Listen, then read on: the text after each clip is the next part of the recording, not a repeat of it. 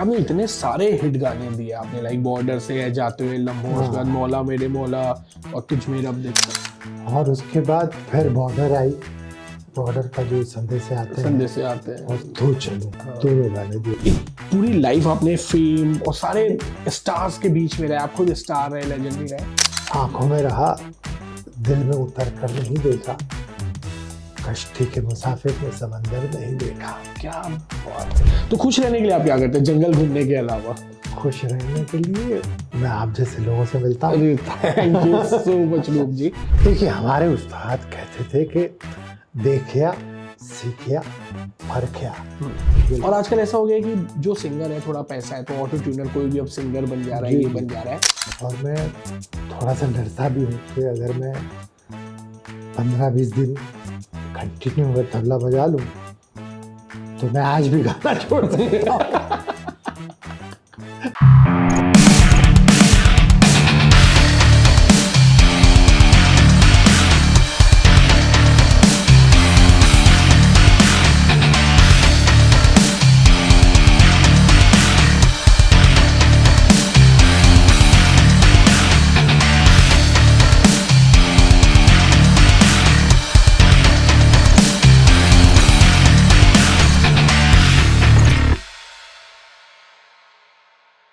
Rest of life best of life podcast, यानी आज के जो गेस्ट हैं वो इतने सुरीले हैं कि मुझे भी ये थोड़ा सुर में बोलने का मन कर रहा है।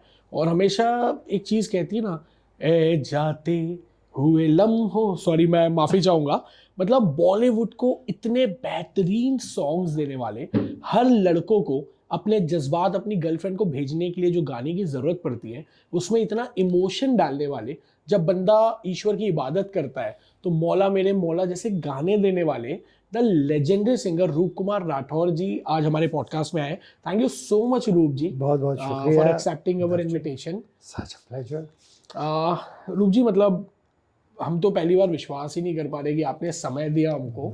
एंड मैं बस ये जानना चाहता हूँ रूप जी कि जर्नी आपकी बहुत लंबी रही। आपने एज अ म्यूजिशियन आपने तबला से शुरुआत की और फिर बहुत टाइम बाद आप एज अ सिंगर हैं, और जब आए तो फिर आप बिल्कुल छा गए।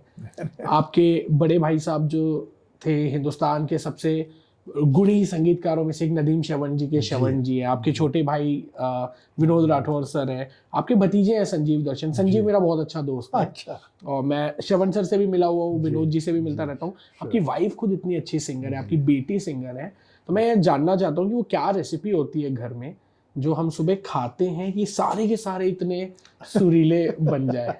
मुझे लगता है कि जो डीएनए है, क्योंकि मेरे पिताश्री बहुत अच्छे शास्त्रीय गायक थे, वो ध्रुपद शैली में गाते थे, तो वो जीन्स में ही जो है वो आया है। तो बचपन से और कुछ सोचा ही नहीं। जब कोई बच्चा रोता था तो माँ खिलौने के बदले कुछ तबला या बाजा हाथ में दे देती थी, तो बस ऐसे ही खेलते खेलते संगीत की शुरुआत हुई। दैट मीन्स आपने सिंगर बनने का सोचा था शुरू में या पहले? नहीं, सिंगर बनने का कभी नहीं सोचा। मेरी शुरुआत हुई एज अ तबला प्लेयर, और उसके बाद 78 से 84 तक मैंने प्रोफेशनली तबला बजाया, और 85 से फिर मैंने गाना शुरू किया। ओके। हाँ। तो क्या इंस्पायर किया आपको म्यूजिक में कि यार अब सिंगर की तरह आया जाए? नहीं, सिंगर मुझे कभी भी बनना नहीं था, क्योंकि मेरा जो फर्स्ट लव था वो एज अ चाइल्ड तबला जो है वो मेरी कमज़ोरी थी, आज भी है, और पहला इश्क भी जो है वो तबला है। 84 अगस्त में पंकज उधास जी का एक टूर था, हांगकांग सिंगापुर 2 प्रोग्राम थे, और 3-4 दिन का वो टूर था। वो लास्ट मोमेंट पे कैंसिल हो गया। ओके। किसी की डेथ हुई या कुछ हुआ, वो लास्ट मोमेंट कैंसिल हुआ। तो मुझे अपॉर्चुनिटी मिली बम्बई में रहने की, क्योंकि उन दिनों मैं इतना पॉपुलर था एज तबला प्लेयर कि मैं महीने के 27-28 प्रोग्राम करता था। ओके। हाँ, करीब 14-15 सिंगर्स जो गज़ल गाने वाले, और मैं सबका चहीता तबला प्लेयर होता था। तो मुझे टाइम ही नहीं मिलता था घर में कभी भी रहने का। फैमिली के साथ स्पेंड करने के लिए। तो घर आता था, एक बैग रखता था, दूसरी बैग उठा करके निकल फिर जाते निकल थे। जाते। तो वो लाइफ बड़ी हैक्टिक थी 80 से 84 की। 84 अगस्त में वो 3 दिन 4 दिन मुझे मौका मिला कि मैं घर पर रहा, और उसी दौरान पिताजी का प्रोग्राम था ध्रुपद का। तो मैं कहा चलो आज सुनने भी मिलेगा, अच्छा हो गया। हम लोग हॉल में गए तो पिताजी घूम रहे हैं यहाँ से वहाँ, थोड़ा सा टेंशन था उनको। मैंने पूछा क्या हुआ, आप ऐसे टेंशन में क्यों हैं?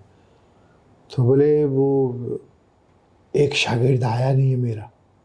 नॉर्मली आपने देखा होगा कि शास्त्रीय संगीत जो क्लासिकल गाते हैं उनके पीछे 2 शागिर्द बैठते हैं, रहते हैं। तानपुरा बजाते हैं और साथ में गाते भी हैं कभी कभी। तो बोले दूसरा तानपुरा कौन बजाएगा? तो मैंने कहा जी मैं बजाऊंगा। तो उन्होंने मजाक में कहा अरे तू तो इतना बड़ा स्टार तबला प्लेयर है, तू तानपुरा? मैंने कहा भाई सबसे पहले आपका बेटा हूँ, चलिए शुरू कीजिए प्रोग्राम। फिर राइट साइड पे मैं बढ़ गया, लेफ्ट साइड पे उनका शागिर्द बैठा और प्रोग्राम शुरू हुआ। आधे पौने घंटे बाद शायद वो भूल गए होंगे कि पीछे बेटा बैठा है, लेकिन उन्होंने एज अ आदत जो थी कि हाँ सुर लगाओ, ऐसा करके पीछे हाथ किया। अब लेफ्ट चैनल से तो बराबर गाना शुरू हुआ, अस्थाई अंतरा संचारी गावों, और राइट चैनल जो है वो मुंह नीचे करके म्यूट बैठा हुआ है, क्योंकि मुझे मालूम भी नहीं कि मुझे ऐसा बोल देंगे। और ऑडियंस को लग रहा है कि आज ये बेटा बैठा है, अभी ये गाएगा, और ये गाएगा तो क्या होगा। और वो एक जो 5 मिनट का जो ऐसा टाइम था कि उसने मेरी लाइफ चेंज कर दी। और मुझे इतनी शर्म आई कि मुझे ऐसा लगा कि अब ये स्टेज फटे और मैं समा जाऊं अंदर। मतलब वो मोस्ट एम्बेरस मोमेंट था मेरे लिए। और फिर पिताजी ने ऐसे मुड़ के पीछे एक लुक दिया, और वो लुक में वो सब कुछ कह गए। हम लोग 5 भाई हैं, और as a father he must have thought कि भाई मेरे 5 बेटे हैं, लेकिन एक भी बेटा मेरे साथ में सुर नहीं लगा पा रहा है। क्योंकि श्रावण भाई एज ए म्यूजिक डायरेक्टर उन्होंने अपना करियर चुन लिया। विनोद, उसको भी किशोर कुमार के बचपन से ही वो उसका शौक था। मैंने भी तबला चुन लिया।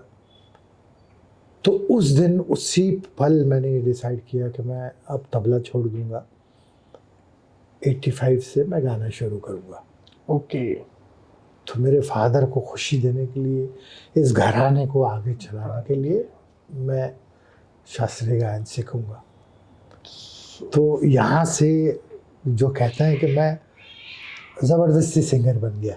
क्या बात है, मतलब और कितना टफ डिसीजन होता है कि अगर आप किसी करियर में, आप सोचिए कि वो पीक में है, 28 प्रोग्राम महीने के और लाखों रुपए, मेरे को समझ में नहीं आता था कि पैसे खर्चूं कहाँ। हाँ, मैं भी नहीं मिला था आपको कि आप दे सके।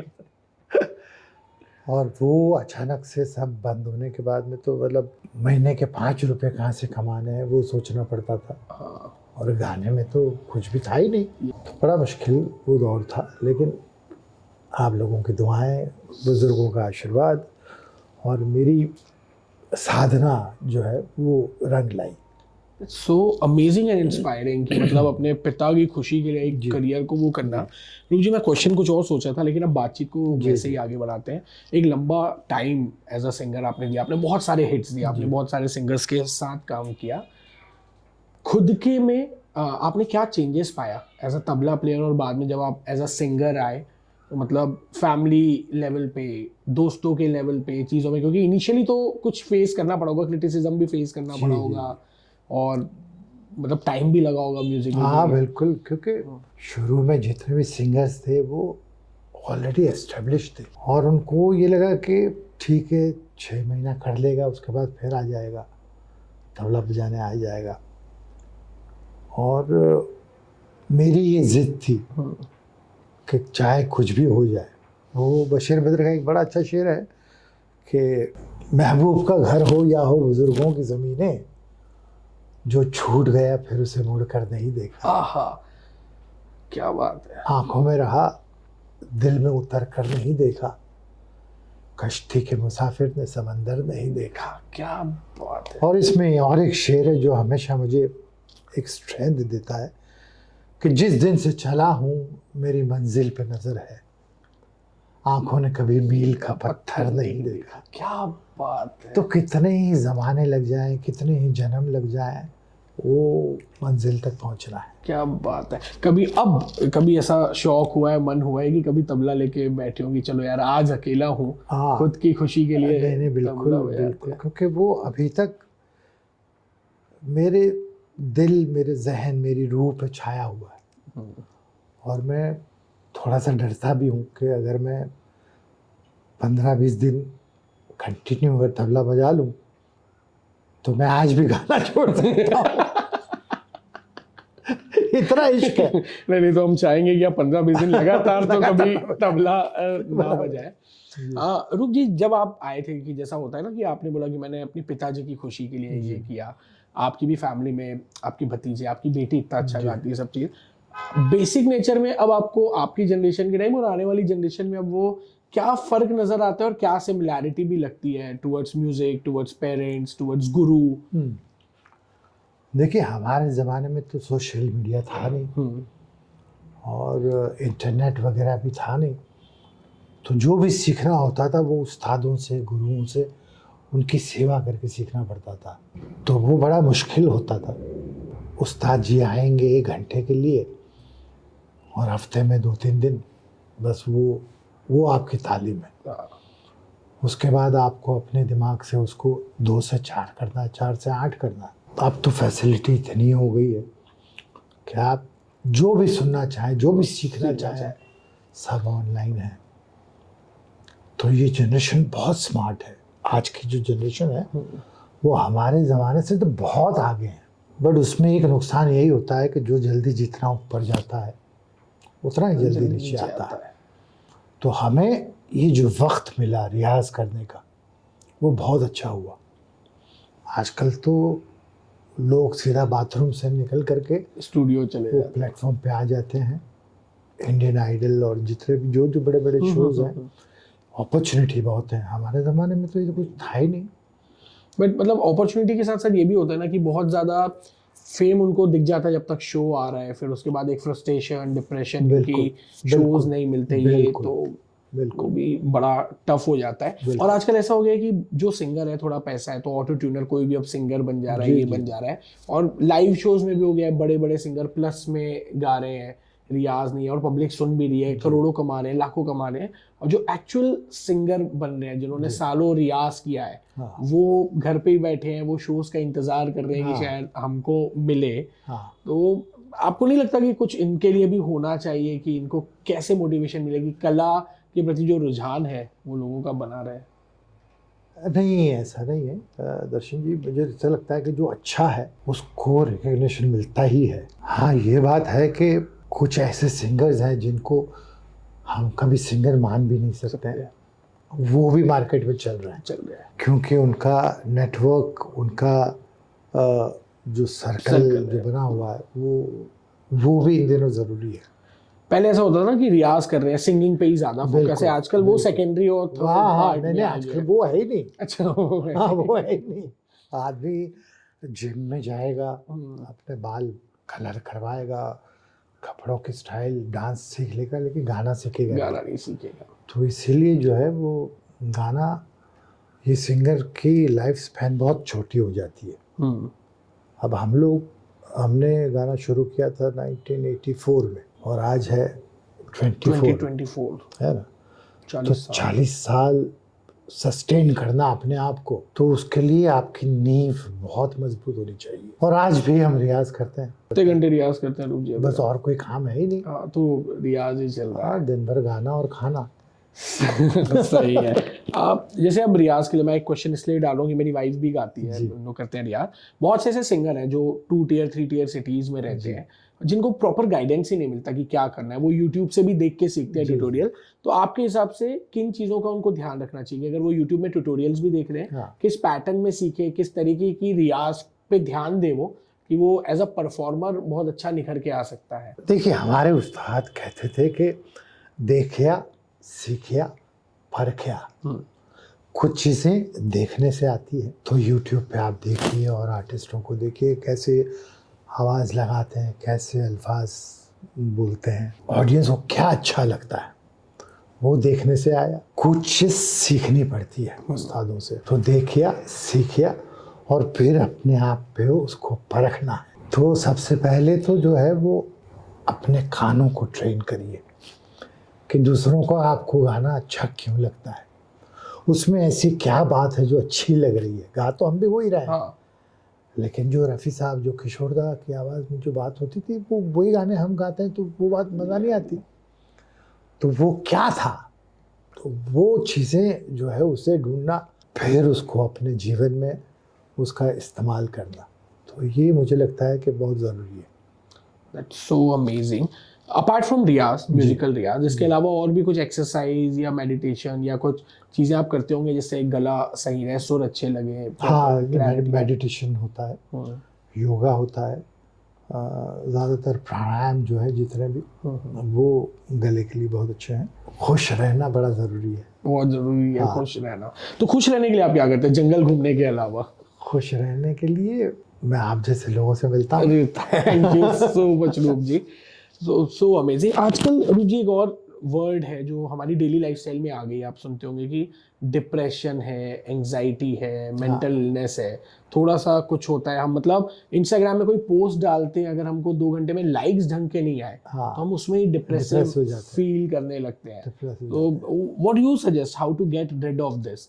ये मतलब आपने तो वो भी दुनिया देखी है जहाँ पे जब आप लोग बिना सोशल मीडिया के स्टार हुआ करते थे, आप लोग जाते थे तो लाखों लोग बिना किसी सोशल मीडिया प्रमोशंस के आप लोग को देखने के लिए आते थे। देखिए, वो ज़माना और था, और उस वक़्त हमारी ज़रूरतें भी इतनी ज़्यादा नहीं होती थी। मुझे याद है कि मेरा एक प्रोग्राम था महासमुंद, रायपुर के पास मेरा ससुराल वही है।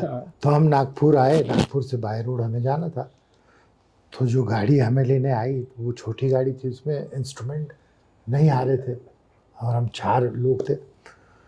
तो बोले हम दूसरी गाड़ी अरेंज करते हैं। अरेंज करते करते करते करते दोपहर हो गई, तो बोले अभी लंच करके फिर निकलते हैं। तो लंच वंच किए फिर निकले वहाँ से। तो हम करीब 4 साढ़े 4 बजे वहाँ से निकले, और रास्ते में इतनी बारिश, इतना तूफान, और पेड़ गिर रहे हैं, बिजली के खंभे गिर रहे हैं, हम लोग जा रहे हैं। और मुझे याद है कि हमारी एसयूवी थी और एक ड्राइवर था ऐसा मोटा तगड़ा, उसके यहाँ टाँके लगे हुए थे। अच्छा। हाँ, कोई उसका ऑपरेशन हुआ था। तो मैंने कहा भाई कैसे? बोले कोई नहीं, किसी ने तलवार मार दी मेरे को, हमारे कोई लड़ाई और किसी ने तलवार मार दी। मैंने कहा तेरे तो टाँके भी निकले नहीं। अरे बोले सब ठीक है साहब, वो चला रहा है। और महासमुंद से 1-1.5 घंटे पहले कोई छोटा सा गांव था, वहाँ बिजली भी चली गई थी, सब लाइट वाइट चली। तो एक बस के साथ में उसने भिड़ंत कर दी। अब वो पंचनामा पुलिस और ये, उस ज़माने में मोबाइल भी होते नहीं थे, तो किसी तरह से उनको समझाया, और वहाँ से फिर जो हम चले हैं, तो हम महासमुंद पहुँचे रात में 3 साढ़े 3 बजे। ओहो। हाँ, अच्छा, ऑडियंस बैठी हुई है। वाह। और कुछ लोग जो है वो बैलगाड़ी से वापस जा रहे हैं। तो जैसे पता चला कलाकार आ गए, तो रिक्शे में वो भोंपू माइक होता है, कलाकार आ गए, तो सब बैलगाड़ियाँ वापस। अब सुबह 4:30 बजे प्रोग्राम शुरू किया, और एक भी आदमी ने उठ करके शिकायत ये नहीं की कि भाई आप इतना लेट, क्या है क्या नहीं। और ना उस ज़माने में कोई बॉर्डर थी, ना कोई फिल्मी गाने थे, वो लोग कलाकार को देखने आए थे। तो वो एक टाइम ऐसा था। लेकिन आजकल तो बिकॉज ऑफ मीडिया की वजह से हाइप इतनी हो जाती है कि अब वो बात नहीं। अब कहीं भी जाएं तो लोगों को मालूम है कि आप कौन हैं, आप क्या बेचते हैं। आपने इतने सारे हिट गाने दिए आपने, लाइक बॉर्डर से है, जाते हुए लम्हों, उसके बाद मौला मेरे मौला और तुझ में रब दिखता है। नहीं, मैं बहुत लकी रहा कि जितने गाने मैंने गाए उसमें से 90% गाने जो है सुपर डुपर इमॉर्टल हो गए। That's so amazing. और ये भी होता होगा ना रूप जी, कई बार आप कुछ और गाना चाहते होंगे शो में, लेकिन पब्लिक की डिमांड आती है वही गाइए। अब तो पूरा शो फिल्मी होता है, लेकिन अच्छा लगता है। That's great. वो किस्सा याद है कि कभी आपका जो पहला गाना हिट हुआ होगा, पहले गाने के बाद जो एक स्टारडम मिली होगी, मतलब पूरा हिंदुस्तान आपको आपके गाने से जानने लगा होगा, तो क्या चेंज, घर वालों का रिएक्शन, खुद में वो फीलिंग कि अब अपुनिच भगवान है? नहीं, ऐसा हम कुछ? लोग क्या होता था कि हम लोग फिल्मी गानों से भी ज़्यादा हम लोग एल्बम करते थे। गज़लों के एल्बम होते थे उन दिनों, और उसका प्रमोशन बहुत होता था। तो हमारा एक एल्बम था, उसमें गाना था वो प्यार में छुप छुप के मिलने का मज़ा कुछ और है, हाले दिल आँखों से कहने का मज़ा कुछ और है, और काम वो दुनिया जिसे कहती है ना कीजिए, चोरी चोरी उसको करने का मज़ा कुछ और है।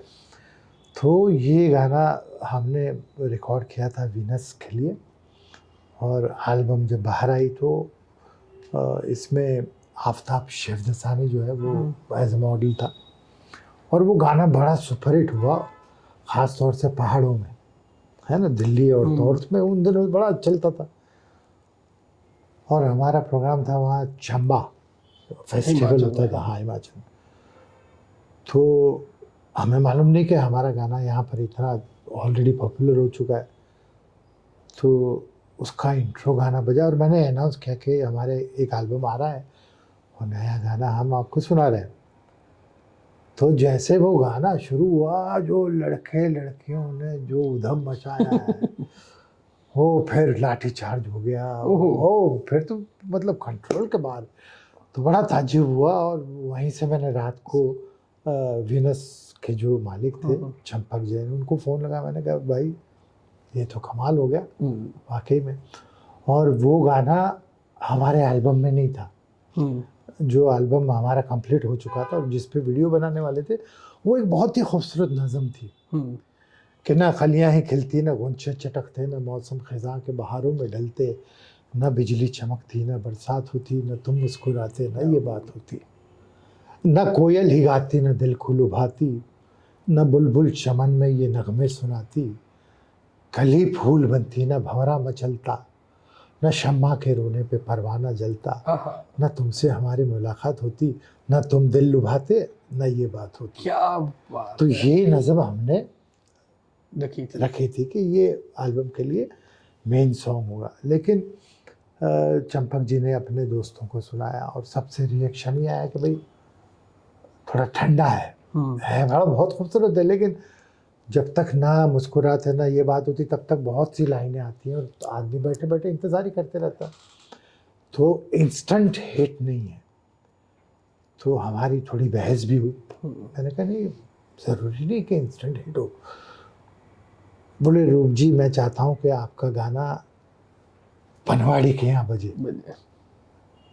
मैंने कहा मैं नहीं चाहता कि पनवाड़ी मेरा गाना समझे। ट्रू। तो बोले नहीं, आप जिद मत करिए, आप हमें ऐसा है गाना दीजिए जो इस एल्बम का मेन सॉन्ग हो।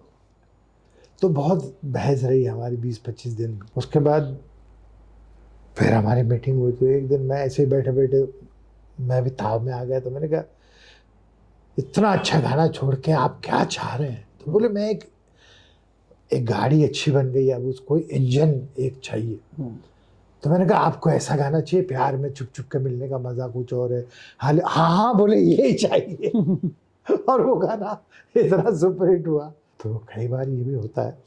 तो वो गाने का जो रिस्पांस था, और उसके बाद फिर बॉर्डर आई, बॉर्डर का जो संदेश आते हैं और तो चलूं, दोनों गाने जो है वो तो संदेश आते हैं तो नेशनल एंथम जैसा हो गया आज भी, है ना। और जब भी हम लोग फॉरेन जाते हैं तो फॉरेन कंट्रीज़ में जितने भी NRI हैं वो घर का भाव है, तो वो कंट्रोल करना मुश्किल होता है। और ऑडियंस को तो मुश्किल होता है, लेकिन मुझे भी मुश्किल होता है कई बार, गाते गाते आंखों से आंसू निकल जाते हैं। क्या बात है। इतना लंबा टाइम रूप जी, पहले जैसे आपने बताया कि वीनस के मालिक से आप बात कर रहे हैं, 25 दिन तक दोनों की बहस चल रही है। आज वो देखने को कई बार आज है ही नहीं, मिलता नहीं है, क्योंकि अब तो इतनी एजेंसी आ गई, एजेंट्स आ गए हैं कि आर्टिस्ट को आर्टिस्ट से ज्यादा जो उसको बुक कर रहे हैं वो कमा लेते हैं, हाँ, आर्टिस्ट के बिल्कुल। पैसे कमा। आर्टिस्ट को डर भी रहता है कि यार मतलब हम अगर इसको छोड़े तो हाँ, कंपनी बिल्कुल, निकाल देगी गाना। बिल्कुल। तो ऐसा नहीं लगता कि मतलब अब जो कलाकार हो गया वो कलाकार ना हो के सिर्फ एक प्रोडक्ट प्रोडक्ट है, बेचने वाला कोई और है। बन गया है। हाँ, बेचने वाला कोई और है। हाँ, तो कई बार आपको कोफ नहीं होती कि यार हम उस दौर से आ रहे हैं और देखते नहीं, हैं आपको आज ये भी भी। मेरे पास मैनेजर नहीं है। अच्छा। जितने भी फ़ोन आते हैं मैं ही जवाब देता हूँ। हाँ। जितने भी मेरे अपॉइंटमेंट होते हैं मैं डायरेक्ट 1 to 1 बात करता हूँ। ओके।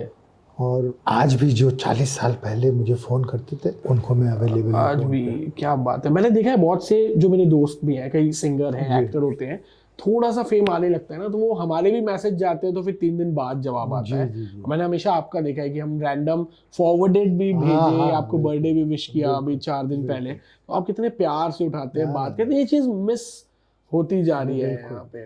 अब देखिए आपका हमारा संबंध भी कितना पुराना है। हाँ। हाँ?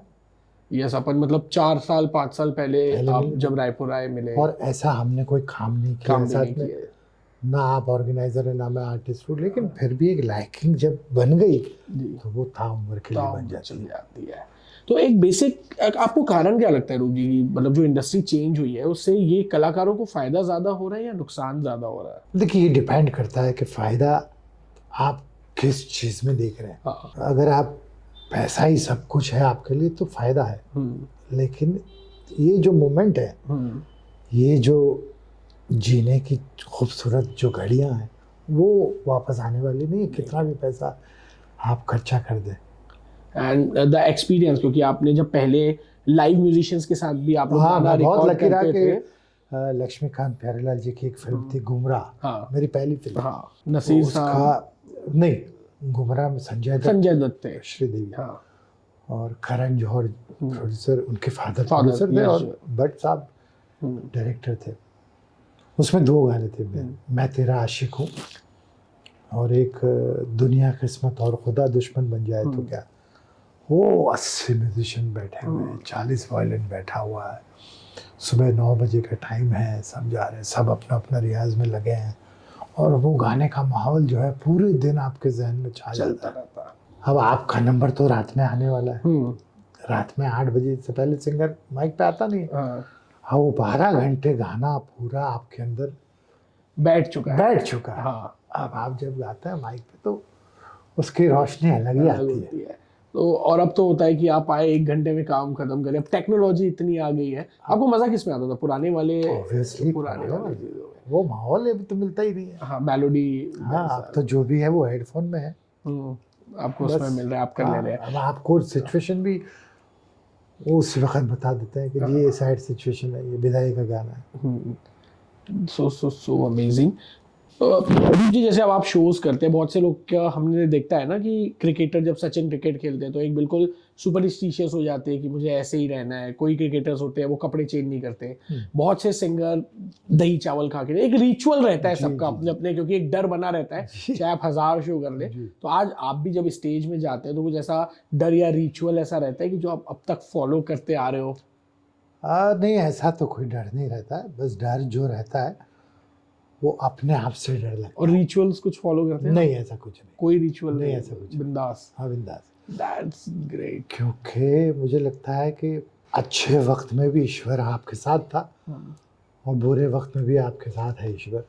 तो आपके लिए ईश्वर क्या है, आप कैसे मेरे लिए जो ईश्वर को? एक सुप्रीम कोई एक पावर है। हाँ। वो एक हमारे पिताजी पढ़ा करते थे कि किए रंग बिरंगी फूल और बादल, किए रंग बिरंगी फूल और बादल, रंग की डली कहीं नहीं, और नर्तन सा चोला सी दिया, सुई धागा हाथ में कहीं नहीं। क्या बात है?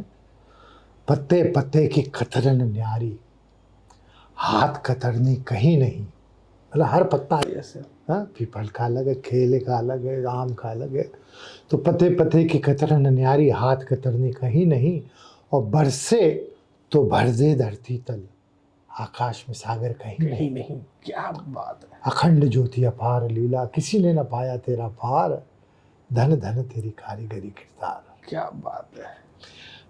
तो एक सुप्रीम पावर है जो ये पूरी सृष्टि चला रहा है। मैं बहुत ज़्यादा मंदिर या मस्जिद मतलब उसमें मानता नहीं हूँ, लेकिन जहाँ भी ऐसा स्थान है वहाँ ज़रूर माथा टेकता हूँ, चाहे वो मस्जिद हो, चाहे वो मंदिर हो, चाहे गुरुद्वारा हो।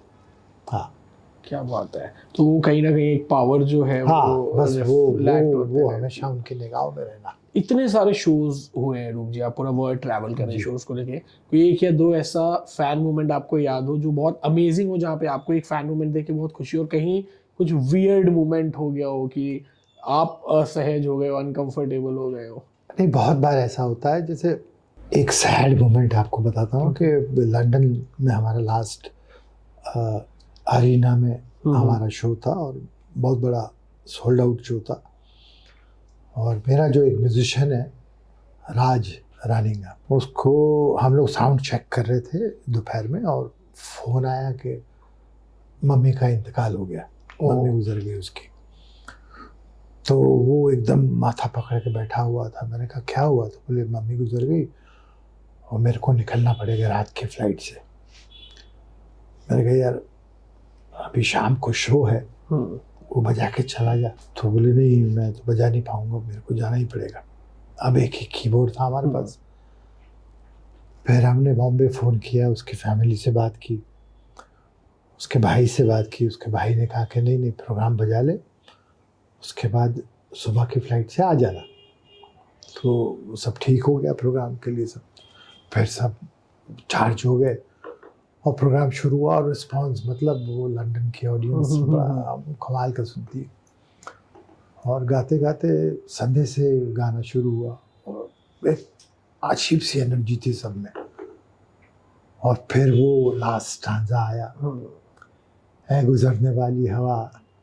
हाँ, उसमें वो माँ का जिक्र आया, मेरी माँ से कहना। हाँ, कि उसके पैरों को छूकर मेरा सलाम कहना। और मैं गा रहा हूँ और एकदम से सब खाली हो गया, कीबोर्ड वीबोर्ड सब खाली। और एकदम से रोने की आवाज़। मैंने पीछे मुड़ के देखा तो वो जैसे बच्चा रोता है। अरे बाप रे बाप रे। तब तक हमने अनाउंस भी नहीं किया था कि इसकी मम्मी गुजर गई है। तो ऐसा भी होता है कई बार, लेकिन show must go, show must go on, show must go on. That's life, जो एक आर्टिस्ट की लाइफ और बाकी लाइफ जो है वो अलग होती है, कि एक जो पेन है वो है। बिल्कुल। That's so amazing.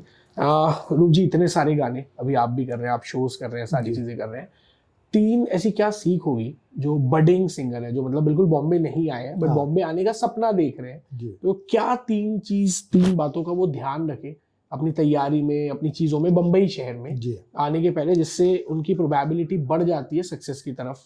मुझे लगता है सबसे पहले तो लैंग्वेज। जो नई नस्ल है वो हिंदी में भी नहीं लिख पाते, इंग्लिश में भी नहीं, इंग्लिश में लिखते हैं। तो मोरा पिया मुंह से बोलत नहीं, और वो गा रहा है मोरा पिया मुंह से बोलत नहीं, है ना। तो जब आप भाषा से प्यार करेंगे, हमने तो उर्दू भी सीखी। हाँ, क्योंकि गज़लें गानी है तो उर्दू पढ़ना लिखना तो आना ही चाहिए। तो उससे बड़ा फ़ायदा होता है कि जो एक उच्चारण है, जो लफ्ज़ों के तलफ़ुज़ है, वो गाने में बहुत हेल्प करते हैं। उसके अलावा ओरिजिनल वॉइस। नई नस्ल जो है आज जिसको भी आप सुनो सब अरिजीत के पैटर्न पे कॉपी कर रहे हैं। तो आइडेंटिटी लॉस है सबकी। अपनी ओरिजिनल आवाज़ बनाइए और फिर उस पर वर्क करिए। और लैंग्वेज, ये दो चीज़। और लता जी ने मुझे सिखाया था, मेरी बहुत पहले एक फिल्म आई थी लाल सलाम। लाल सलाम में एक गाना उनके साथ में गा रहा था, गुलजार साहब के लिरिक्स थे और पंडित रुद्रनाथ मंगेशकर जी का म्यूज़िक था। तो मैं सुबह गाने के लिए गया और मैंने वो गाना, डुएट था दीदी के साथ में, मैंने वो गाना गा दिया और सब लोग बहुत खुश थे, मैं भी बड़ा खुश था। और वो नया नया मेरा दौर था और मुझे अच्छा लगा कि गुलजार साहब भी तारीफ़ कर रहे हैं, रुद्रनाथ जी भी खुश हैं। और फिर मैंने कहा देखते हैं, दीदी आएगी, दीदी क्या गाती है। सोच देखें बैठे, दीदी शाम को आई और आने के बाद में उन्होंने पहले तो दमन सूद, एक रिकॉर्डिस्ट, होते थे वहाँ वेस्टर्न आउटडोर में, उनसे कहा कि देखिए सूद साहब, मेरे आज खानों में बहुत दर्द है, मैं ऐसे ही आई हूँ मिलने के लिए। तो डायरेक्टर बोले अरे गाना तो कल शूटिंग पे जा रहा है, और दीदी ने कहा कि तो शूट कैसे होगा, तो कुछ भी करिए, दीदी से कहवाइए। तो सूद साहब ने एक नया हेडफोन निकाला और दीदी के सामने रखा, दीदी ये आज ही लंदन से आया है। वो आया होगा बहुत पहले, लेकिन वो एक दीदी को मूड में लाने के लिए, दीदी ये जरा देखे ना कैसा है, ये 1-2 मिनट माइक पे जाइए और मैं चालू करता हूँ आप आपकी आवाज़। और उसने ट्रैक लगा दिया और दीदी चेक करने गई थी। दीदी ने 10 मिनट में गाना और जैसे दीदी ने गाया तो जो मैं सुबह से इतरा रहा था अपने गाने पे, मुझे समझ में आ गया कि अच्छा गाना क्या होता है और बुरा गाना क्या होता है। लिटरली मैंने कहा यार ये कैसे हो गया, अभी 10 मिनट पहले तो मुझे अच्छा लग रहा था मेरा गाना, अच्छा इसलिए लग रहा था कि अच्छा उस वक्त आया नहीं था। जैसे अच्छा आया, जैसे गोरा अगर आ जाए तो काले को पता चलता है कि मैं कितना काला हूँ, वैसे ही मेरा हुआ। तो मैंने रिद्धनाथ जी से कहा कि मुझे फिर से गाना है, तो वो हंसने लगे। So amazing. तो बात यहाँ से शुरू होती है। तो मैंने कहा मैं वापस गाना चाहता, तो बोले गाइए। मैंने कहा नहीं दीदी जाएंगी फिर।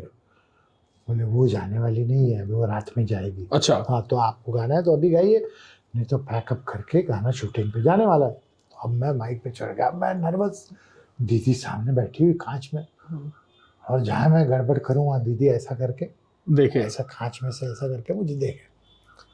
अब किसी तरह से मुखड़ा हो गया, अंतरे में आकर के एक जगह पे मैं अटक गया। 2 3 4 टेक 5 टेक वो एक लाइन में अटक रहा था। उस में दीदी जो है दरवाज़ा खोल करके जहाँ मैं डबिंग कर रहा था वहाँ छुम छुम करके आई और मुझे पास करते हुए उन्होंने कहा कि डॉक्टर क्लासिकल सिंगर नहीं है, ऐसा ही डायलॉग बोल के वो बाहर चली गई। मैं बोली ये दीदी क्या बोल के गई, डॉक्टर क्लासिकल सिंगर नहीं है, ऐसा क्यों बोला। फिर मैं सोचा, मैंने कहा अरे हाँ यार, जिस कैरेक्टर के लिए मैं गा रहा हूँ फिल्म में, वो डॉक्टर का कैरेक्टर है। ओके, जिस कैरेक्टर के लिए मैं गा रहा था वो डॉक्टर है फिल्म में। ओके, मतलब इतना ध्यान रखा। हाँ, और मैं उसको बिल्कुल जैसे गायकी दिखाने वो क्योंकि हावी होने के लिए मतलब उसमें जितना भी क्लासिकल सीखा था सब डाल देना चाह रहा था, और वो रिटेक पे रिटेक जैसे उन्होंने वो मेरे दिमाग से क्लियर किया, नेक्स्ट ट्रैक गाना ओके हो गया। क्या बात है। तो ये बहुत बड़ी सीख थी मेरे लिए कि जिस कैरेक्टर के लिए आप गा रहे हो वो कैरेक्टर को आपको देखना है, जस्टिफाई करना। अगर इतने साल के करियर को रूप जी 3 शब्द में आप समअप करोगे अपने म्यूजिकल करियर को, हाँ, तो वो 3 शब्द क्या होंगे? मुझे लगता है दुआएं, मेरे माँ बाप की दुआएं और बुजुर्गों के आशीर्वाद और आप लोगों का प्यार। क्या बात है। बाकी मैं तो आज भी विद्यार्थी हूँ, आज भी सीखता हूँ, और इसलिए इसको महासागर कहा है। संगीत जो है महासागर है, एक मौज आती है फिर वो वापस नहीं आती, हर बार नई मौज। क्या बात है। तो राग भी ऐसे हैं, गाना भी ऐसा है कि आप रोज गाते हैं, लेकिन राग रसोई पागड़ी बन जाए कभी कभी जो है वो दाल ऐसी बनती है कि आदमी उंगली भी चाट जाता है। वैसे ही सुरों का है, ऐसे ही गानों का है कि आप हर रोज़ वो गा रहे हैं स्टेज पे, लेकिन कई बार ऐसा साक्षात्कार होता है, सुरों में असर आ जाता है, वो बड़ी बात होती है। क्या बात है। एक पूरी लाइफ आपने फेम और सारे स्टार्स के बीच में रहे, आप खुद स्टार रहे, लेजेंडरी रहे। एक मंत्र आपको क्या लगता है जो यूथ को अपनाना चाहिए to make their rest of life best of life? मुझे लगता है कि ये जो फाइन आर्ट है, चाहे गाना हो, चाहे लिखना हो, चाहे एक्टिंग हो, चाहे डायरेक्शन हो, इसमें कोई शॉर्टकट नहीं है। आजकल लोगों को ओवरनाइट स्टार बन जाना है, तो वो जो है वो सबसे बद्दुआ है आज की जनरेशन को, कि उनको आज ही चाहिए, अभी चाहिए और सब चाहिए। पेशेंस, हाँ, पेशेंस तो है ही नहीं। क्या मंत्र दिया रूप जी ने कि there is no shortcut for success, हाँ बिल्कुल, and there is no substitute for hard work. बिल्कुल। आज भी हम बाजा ले लेके घूमते हैं, हम जाते हैं। सो आई जस्ट विश कि आप भी इस सीख को अपना लें। मेरे लिए तो आज का सबसे बड़ा टेक अवे यही रहा इस पूरे बातचीत के दौरान का, कि there is no substitute for hard work and there is no shortcut for success. बहुत अमेजिंग मंत्र दिए रूप जी आपने। लेकिन मैं अपनी ऑडियंस से चाहूंगा कि वो कमेंट्स में जरूर बताए कि आपका मोस्ट फेवरेट गाना जो रूप जी का गाया हुआ है वो कौन सा है। और जाते जाते आपको भी बता देते हैं, मैं भी जानना चाहता हूँ कि रूप जी आपका मोस्ट फेवरेट सिंगर कौन है, जिसको पहले सुनते थे और आज के जमाने का। मुझे हरिहरन जी बहुत पसंद है। अरे वाह, बहुत अच्छा। मतलब इतने सालों से मैं उनको सुनते आया हूँ और आज भी वो उनका गाना मुझे बहुत पसंद है। सोनू निगम मुझे बहुत पसंद है, क्योंकि उनकी भी जर्नी काफी लंबी, बहुत ही लंबी, और आज भी उतना ही अच्छा गा रहे हैं। और नए सिंगरों में मुझे सलमान अली वो पसंद है। बाकी सब अच्छा ही है, सब अच्छा ही है। So thank you so much रूप जी for being in our show. Thank you so much for I'm calling. very grateful. बहुत मजा आया। Thank you so much, बहुत मजा आया। Thank Thank you so much guys, channel subscribe कर दो और बने रहो, ताकि अगले एपिसोड में हम ऐसी एक अमेजिंग कहानी, अमेजिंग जर्नी को आपके लिए लेके आए कि आप भी इंस्पायर हो सके और अपने सपनों को छोड़ने की वजह को त्याग दें। लग जाओ, make your rest of life best of life.